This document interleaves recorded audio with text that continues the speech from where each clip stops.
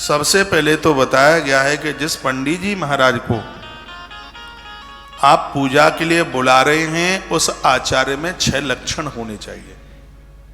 पूजा कराने का विधान, ब्रह्मत्व ब्राह्मणत्व करने का जो विधान, पांडित्य कर्म करने का विधान उसी ब्राह्मण को है, उसी को ही आचार्य कहते हैं, जिसके अंदर ये 6 बातें हों, 6 चीजें हों। क्या क्या है? वेदांगी ब्रह्मचारी च गुणवान सुविलक्षण नीतिज्ञो बुद्धिमान श्रेष्ठ एव आचार्य उच्यते। ये 6 गुण आचार्य में होने चाहिए। क्या क्या? वेदांगी ब्रह्मचारी च गुणवान सुविलक्षण नीतिज्ञो बुद्धिमान श्रेष्ठ एव आचार्य उच्यते।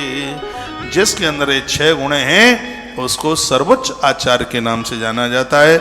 सबसे पहला गुण है उसके अंदर वो वेद का जानकार हो, उससे शुद्ध वेद के मंत्र आते हों, ये उसमें पहला गुण हो। दूसरा वह है जितेंद्रिय हो, इंद्रियां उनके अपने बस में हो, कुकर्मी न हो, दुराचारी न हो, उसका विवाह किसी स्त्री को भगा करके लाया हो, वो पूजा में बिल्कुल निषेध है, बिल्कुल निष्फल है। वह पूजा के आसपास भी नहीं होना चाहिए।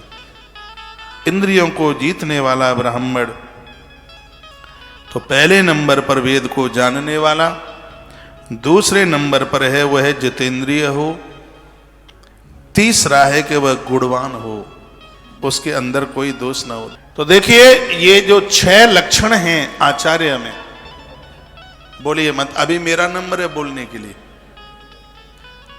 जिसके अंदर 6 गुण हैं ऐसा ब्राह्मण देवता वर वधू की शादी पढ़ने को आवे तो कमाल हो जाए।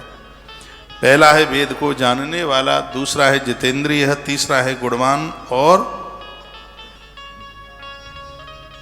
चौथा है विद्वान। मंत्रों को पढ़ करके उसका अर्थ भी जानता हो, विद्वान।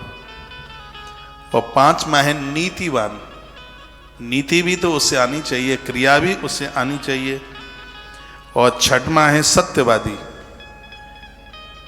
ये जिसके अंदर ये 6 चीजें हैं उसे ही आचार्य कहते हैं। नीतिज्ञो बुद्धिमान श्रेष्ठ एव आचार्य उच्यते। जिस ब्राह्मण में ये 6 चीजें हैं वह परम आचार्य है। वेदांगी ब्रह्मचारी च गुणवान सुविलक्षण नीतिज्ञो बुद्धिमान श्रेष्ठ आचार्य उच्यते। उसको श्रेष्ठ पंडित, उसको श्रेष्ठ विद्वान कहा गया, श्रेष्ठ आचार्य उसे कहा गया।